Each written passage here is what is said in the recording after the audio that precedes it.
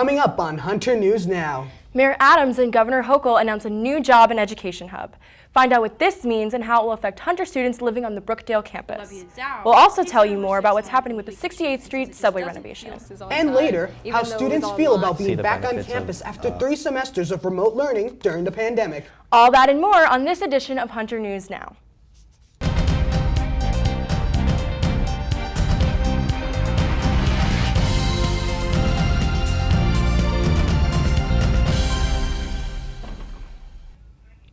Welcome to this week's broadcast of Hunter News Now. I'm Megan Gleason. And I'm Gabriel Acevedo.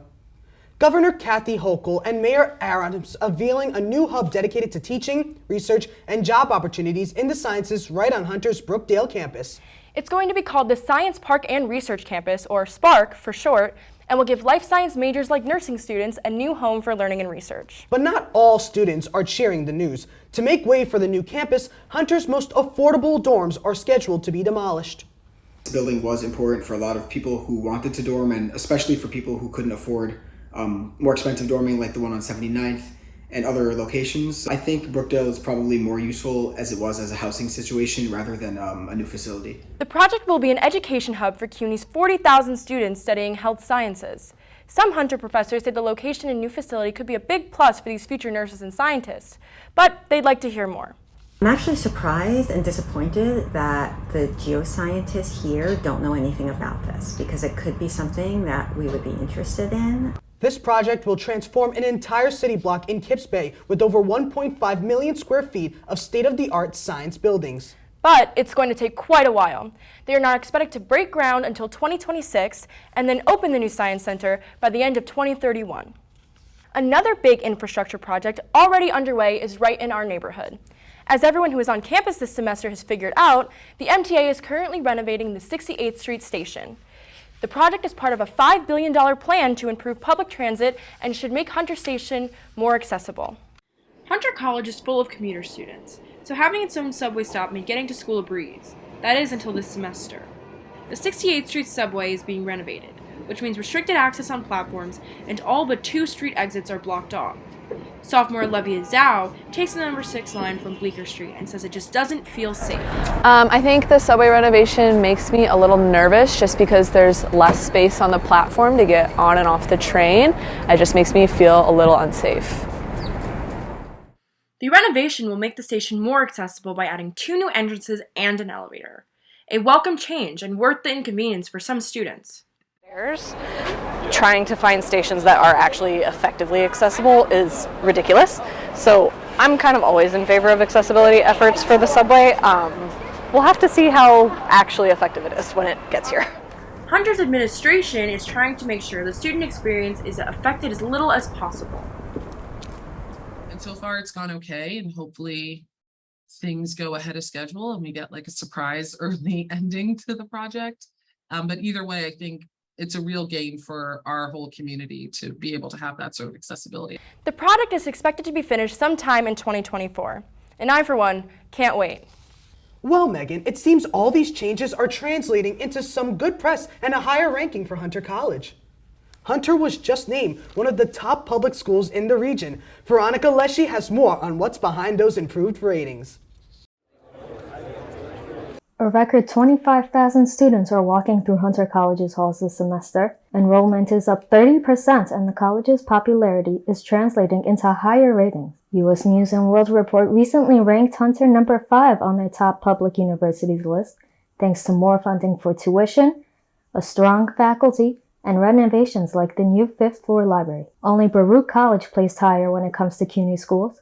Hunter is one of the best CUNY colleges because it has lots of student activities and opportunities, and even work-study programs which help students to pay their tuition. Student Rukshana Subarova says she's happy to hear that Hunter is getting noticed. Now in her sophomore year, she says Hunter's affordable tuition gives her the chance to continue her education.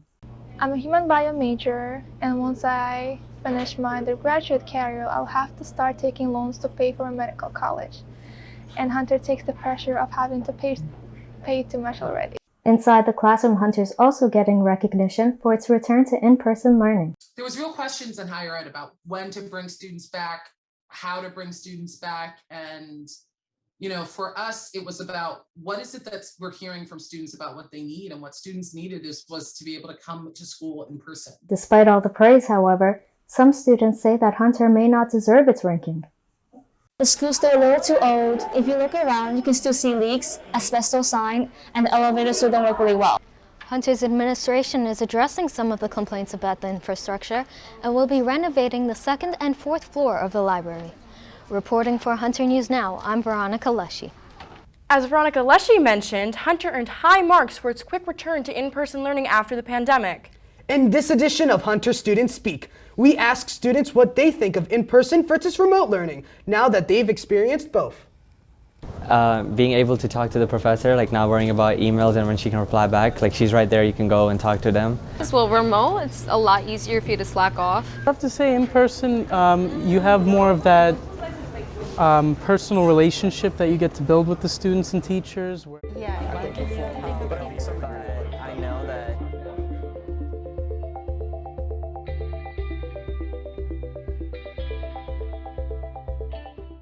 For remote learning, definitely an advantage is that it's a lot more accessible compared to in-person. I do prefer in-person, but I definitely see the benefits of online. It's like there's a pros and cons for each. But in general, I think I learned better in person. Personally, I would take my online classes at home, but I would have so many distractions around me that I couldn't pay attention. Awful. Yeah. It was awful. Yeah, it was just super depressing. You just sit home, and I barely made any of my classes on time, even though it was online. I was just sleeping all day. Me personally, I don't feel like I'm as connected with everybody, and I don't take the classes as serious. In person, you can make friends and actually talk to people, get help if you need. But in online learning, you can't really make friends, and you need to reach out to people. Sometimes it's awkward, but whatever. Well, Megan, online classes were more convenient for me travel-wise, but to be honest, in-person classes are refreshing, especially since I can see the professor and the other students in person instead of through a computer screen. I totally agree. I mean, we wouldn't be here right now doing this if we were still remote. True.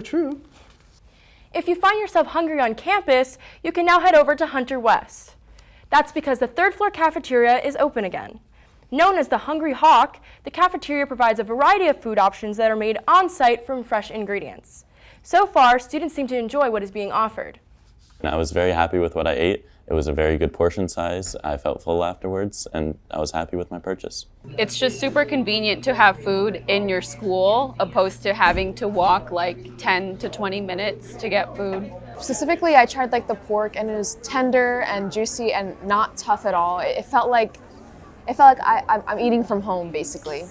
The menu includes pizza, sandwiches, and French fries. There's even a lunch special, which comes with rice, beans, and a choice of meat.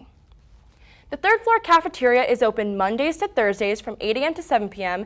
and on Fridays from 8 a.m. to 3 p.m. Coming up after the break, cafeteria manager Stephanie Bustamante joins us in the studio to give us the scoop on what's new at the Hungry Hawks over in Hunter West. We'll also ask about her plans for revitalizing the cafeteria and its menu. You don't want to miss it. Stay with us.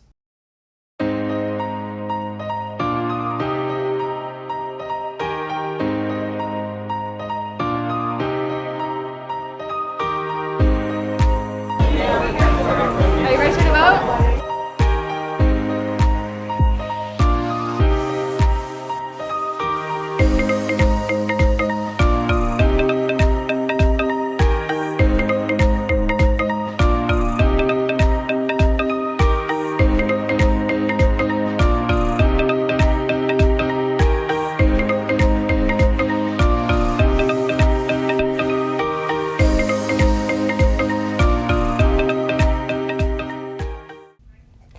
Hunter's Cafeteria is now back in business for the first time since the pandemic.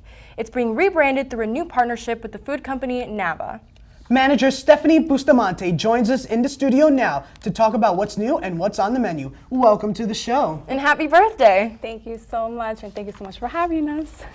You seem to have brought a wonderful array of dishes. Do you mind explaining which one is which and going into detail? Of course. So right here we have our pasta. This is just one of them. We also have spaghettis, and we also have this one with vegetables, so seafood too.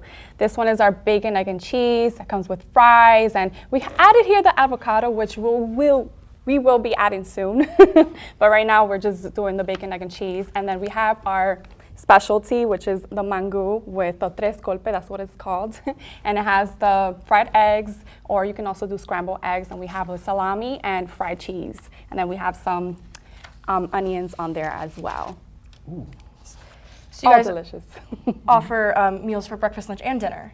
Correct. So we offer our breakfast times. It's from 8 a.m. to 10 a.m. And then we bring out our lunches after 10 to 11, 12, and then all through 7 p.m. we offer our other dishes, which is the rice, the moro, with the peas. Well, I am aware Hunter has previously worked with other food companies before. What makes Nava different? Okay, so what makes Nava different is basically we want to provide the students with a homemade experience. We want to ensure that the students are feeling like they're eating from home, that they're surrounded with family, and just with the food that is freshly made and they will enjoy off the bat. Oh, wow. Well, I'm definitely enjoying this. Yes, it's freshly made for you, and then we just want to create a family ambiance. And this is the first time that Hunter's Cafeteria has been reopened since the pandemic. So lots of people, lots of new students haven't really tried the cafeteria. What would you say to get people more enticed into going to the cafeteria? Well, yeah, we want all of you guys to come experience the food. The chefs they do everything we love. I feel like the servers as well, the cashiers, all the way down to all the office manager. We are there just to provide so much love to our food, and we want to give that experience to all the students. And we understand that you guys are going through midterms and finals and just preparing yourselves for all the work. So it's very nice to have just a break and experience some great food while at that, and then just have a family environment and amazing food that is freshly made for you all. It's delicious. I always get my food too. As an employee, I'm enjoying this as much as all the students are too. So yes. And we have one final question. Yes. So I know a lot of students are wondering about pricing. So, have you guys made the food cost effective? Is that something that you're, keeping at the forefront of your minds when you're offering these, all this new food? Mm-hmm. Again, we are welcoming all feedbacks possible. I feel like we have established the pricing already, but again, welcoming all types of comments, and we'll go from there. Again, we want to provide an experience for everyone, and just to make sure that you guys are eating well. Yep. Well, thank you for joining us in the studio. Have a great birthday. Thank you so much for having us. Thank you. Of course, we can't wait to try these foods once we're done here. Hopefully we'll go to the cafeteria. Yes, please, everyone come. Coming up next, sports anchor Melina Agnes Jorge joins us once again in the studio with the latest on Hunter's fall athletes. Stick around.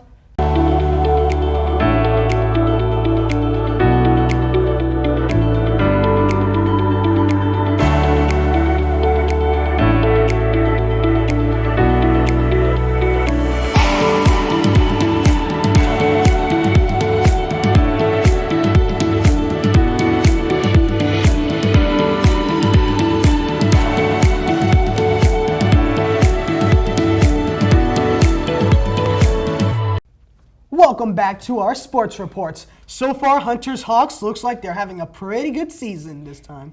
Sports anchor Melina Agnes Jorge joins us now to give us all the details. Welcome, Melina. Thank you guys for having me again. It is final season, and let me just say that Hunter is scoring on all fields and dominating on all courts as well. Let's start with women's tennis. Congratulations are in order for the women's tennis team, as the Lady Hawks are the champions of what is known as the regular season. It comes as no surprise, as they've been holding on tight to that undefeated title. The team is now fighting for the CUNYAC championship and just won the semifinals against John Jay, so they're on their way to the finals.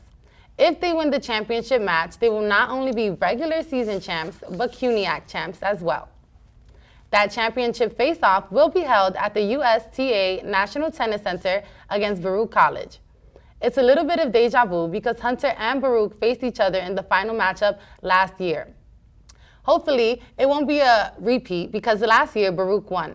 I'm betting on the Lady Hawks though because they've already gone head-to-head with Baruch earlier this season and they won that match. Let's send those Lady Hawks some good luck. Champion seems to be the word of the day because the women's volleyball team is also one step closer to its championship trophy. The team won its match against Lehman College in 3 straight sets. Even when they don't play right here at Hunter, these ladies keep up the same energy. I almost forgot whether I was at Lehman or at Hunter half the time because those volleyball players sure know how to play the crowd. Every serve, bump, set, and spike that was done is proof that this team is in it to win it. They only have 3 more matches until the CUNYAC Women's Volleyball Tournament, which starts in early November. If you haven't checked out the team yet, you need to. The energy on the court and in the stands is truly something else. Let's not forget about the men's soccer team that will be playing in their first round of the 2022 Men's Soccer Championship. The players are getting ready to start round 1 against Brooklyn College, and they have some home field advantage as both the first round and the semifinals will be held at Randall's Island. I guess they were right when they said that this season was going to be a kicker, as they haven't had a season this good since 2019. Hunter's fall athletes really set the bar high this season. Tune in next time for a preview of the winter teams and the results for the fall season, and I'll let you know what's coming up for the season. With all that talk about how well they're doing in the fall, I have no doubts that the Hunter Hawks are about to destroy the winter season and carry the energy all the way until spring. Right, they really have kept it in lock this season, and I have no doubt that the winter time is just going to be the same. Can't wait. It seems like we'll have a year full of championships. I agree. Mm-hmm. Thank you so much for joining us, Melina. Always a pleasure. Thanks for having me. I'm going to see you guys again next time. Mm-hmm. Coming up next, we're turning back time in Harlem at the newest Hunter exhibit, Uptown. We'll also introduce you to a journalism student who has already been recognized as a rising star. Don't miss it.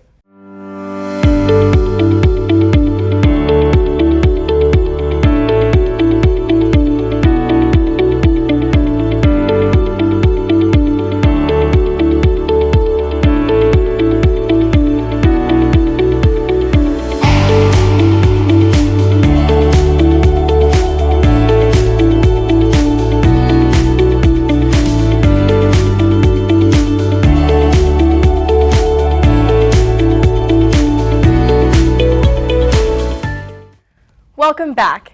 Anyone who spends time on the internet knows how challenging it is to figure out what's true and what isn't. But some lucky Hunter College students learned how to spot false claims and propaganda thanks to misinformation expert Nina Jankowicz. Jankowicz hosted a Zoom meeting on how to win the information war and explained how several countries like Russia and even the US use misinformation to polarize people. Jankowicz says the public needs to be more vigilant by fact-checking who's behind information and be skeptical of all news on social media.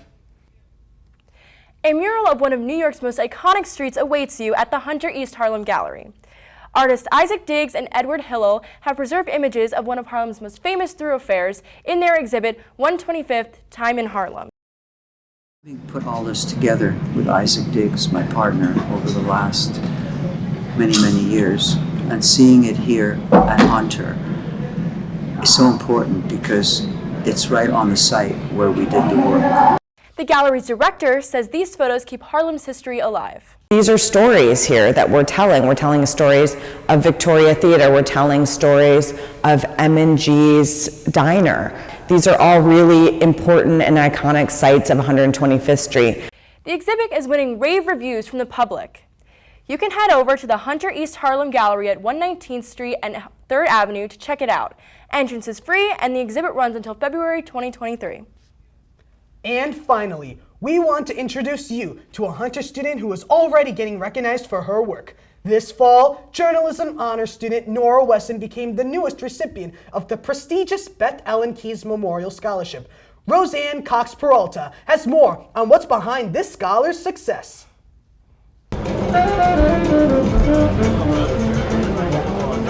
My name is Nora Wesson. I'm a journalism student here at Hunter College, a contributing reporter at UpperEastSite.com, and a production assistant at CUNY TV for Urban Youth. I've always been writing as a child, poetry, short stories, academic writing. It's always been a huge part of my life. I've always read newspapers. My whole life, my parents got the New York Times physical copy delivered every morning, and I would sit at the kitchen table eating my breakfast and reading the New York Times. And I'd read the whole front page every day. That was my thing. Professor Cecil McCarthy actually recommended that I apply for New York Women in Communications Scholarship. I'm very proud to be associated with such a lovely and influential and impactful institution for women. So I'm a production assistant and social media assistant at a TV show called Urban U at CUNY TV. I recently did an interstitial that's currently airing in the October episode about the Hunter chapter of the Hillel, which is a Jewish student organization that offers both secular and religious events and support to all students that come out. And so that was really fun. I got to research it, I reported it, I wrote the script, and then I sort of did the stand-up right in front of Hunter. I filmed it and everything, or I was filmed. And then now it's airing in the October episode, and it's, you know, I'm on TV, and that's really exciting. And so that I think that everyone from every background should go into journalism, because there's always a place for different people in this field. Well, I can say I had class with Nora last semester, and she is a wonderful student, and she deserves this. I am so proud of her. Wow. Yeah, it's so great to see so many students succeeding. Especially Hunter journalism students like us. For sure. That's the end of this week's Hunter News Now. Once again, you can check out all of our student stories on our YouTube channel, Hunter College Journalism. Make sure to also check us out at HunterJourn on Twitter, also at HunterJourPGM on Instagram. On behalf of everyone in the studio, thank you for watching. We'll see you next time.